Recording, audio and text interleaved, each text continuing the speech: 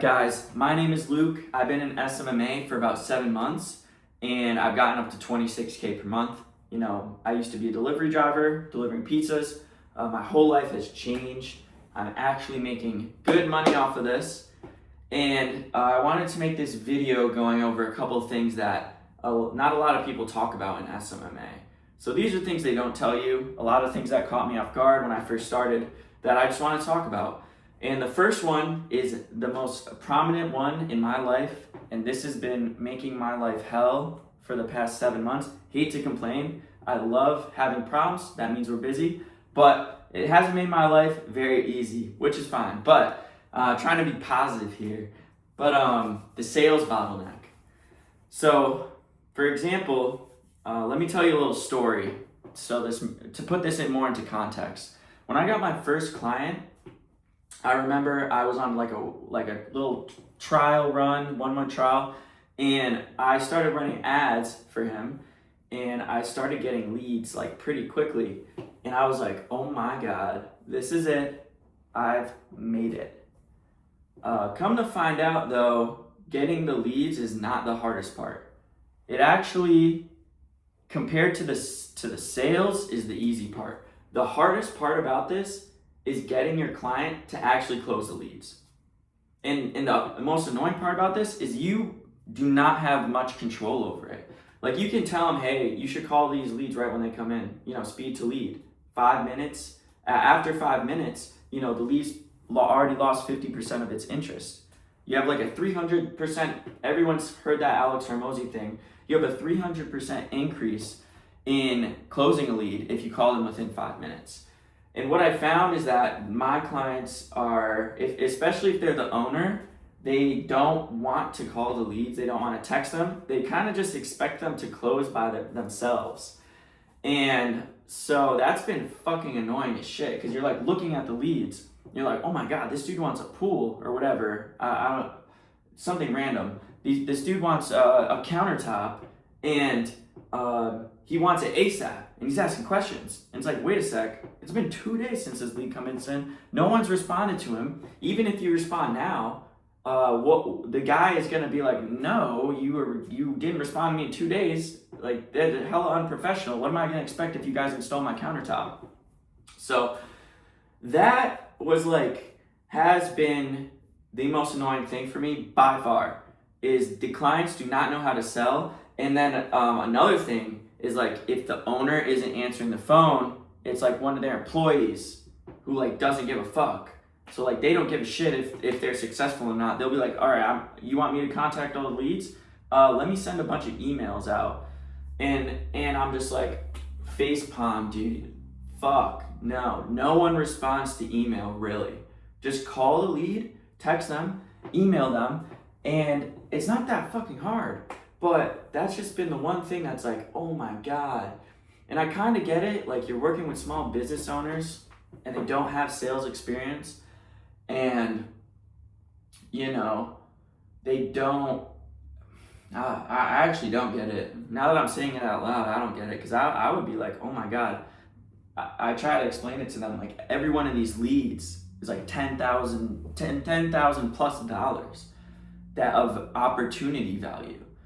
And if we're not getting back to them ASAP, we're not making the most of it. So I don't get it. But just so you know, that is one thing that I've gone through with every single client. I get them leads and then they don't call. And I say, why don't you call? They're like, oh, I don't know how to use the thing. And I'm like, all right, here's how you use it. Next day, they don't call. They're like, oh, well, I don't know. I called and they didn't answer, so I left a voicemail. Dude, they call them again. Basic sales stuff that most small business owners don't know. So you're gonna have to kind of teach them that. I've kind of had to teach them that and show them hey, you guys haven't answered this person in 2 days. How do you think they feel? And putting it into perspective for them. Or hey, you called this person and you left a voicemail. What if they didn't see it? You got to call them again. They opted into something. They want it. Answer or call them on the phone. So that's been the one thing, because that's really important, because if they're not closing, they're not going to pay me. So which is unfortunate. Like, I'm getting them leads, and sales shouldn't be my job, but it really is. Like, if they don't close the deals, they're not gonna pay me. So it's like, it sort of becomes your job to like train them on sales, which I didn't sign up for that shit. And if I ever come across a few clients, bigger clients with a sales team, like, I would not mind going that route. Like, if you have clients with a sales team, oh my God, you're literally chilling. All you have to do is focus on is ads. But I feel like it's been like, I'm focusing on 20% marketing, 80% sales. That's what I felt like.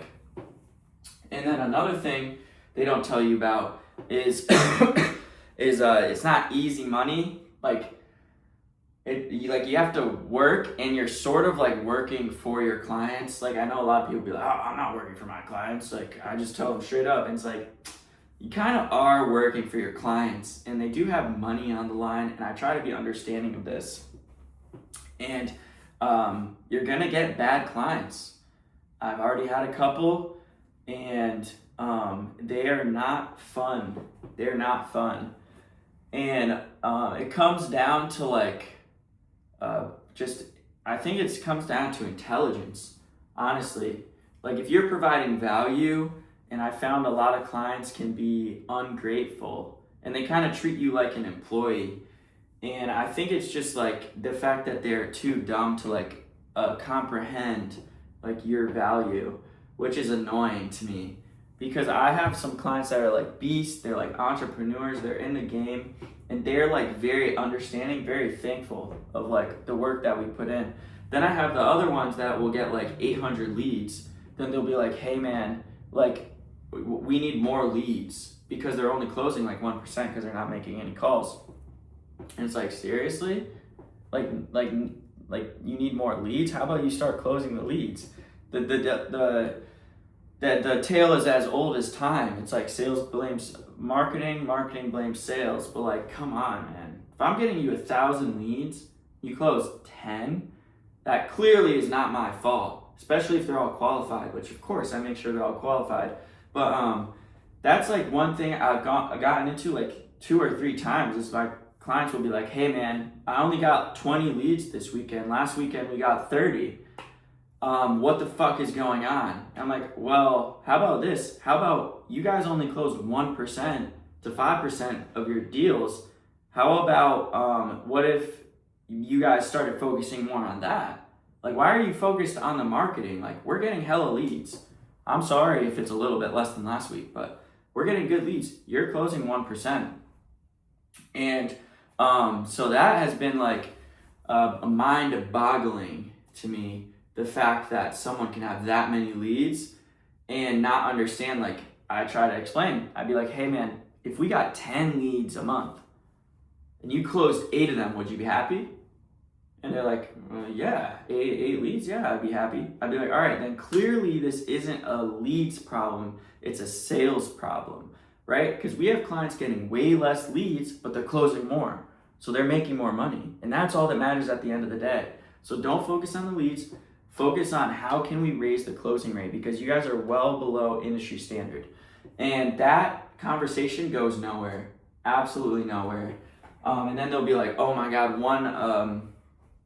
one lead will be out of service area. And it's like, all right.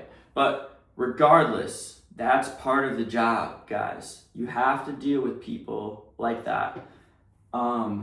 And so this comes to my third thing. This third thing trumps the first 2 things, which is setting expectations. I wish I set expectations better with some of these clients.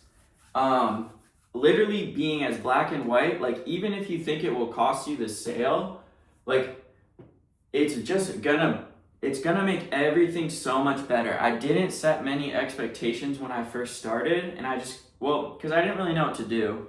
But now I wish I said yes to less, and I set better expectations.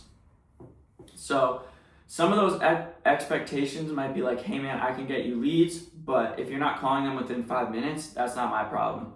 Well, that's a good one, because that will pretty much negate anything that they say. Another one is setting expectations about like I don't even know. You just set expectations about like, hey, I can't make 50 campaigns for you for every single problem that you have. I can't make 50 Facebook campaigns for you. That was one. And being like, I can only make 3 campaigns for you. And having a bulletproof contract to be like, all right, well, if we stop working together, you can't use my ads anymore. Like, you can't just copy everything that I've done. Also, setting expectations of like the ad spend being like, you're gonna get charged $241. That's just the limit, and things like that. Honestly, I can't really think of too many off the dome right now. Maybe I'll save that for another video. But to wrap it up, 3 things that no one really talks about are definitely the sales, definitely working for your clients, like having bad clients, and then how much setting expectations in the beginning can really set you up later. Oh, another expectation is like the first month we might just be trying stuff out, right? Because we need to see what we tailor every campaign, every strategy to each individual business. So you might not get the best results the first month, but I can confidently say that with all of our other clients, after we do that initial month, the second and the third month are going to be a lot better once we have everything optimized and once we really learn your market and once the algorithm learns your market. So also just in terms of expectations of like selling too are big. So anyway, that's a good video right there. Also, update on my last video. All my clients came back to me. They were bluffing. So that just proves if you do good work, you can really make the rules and you can make the demands because they don't have a choice. But yeah, that's it.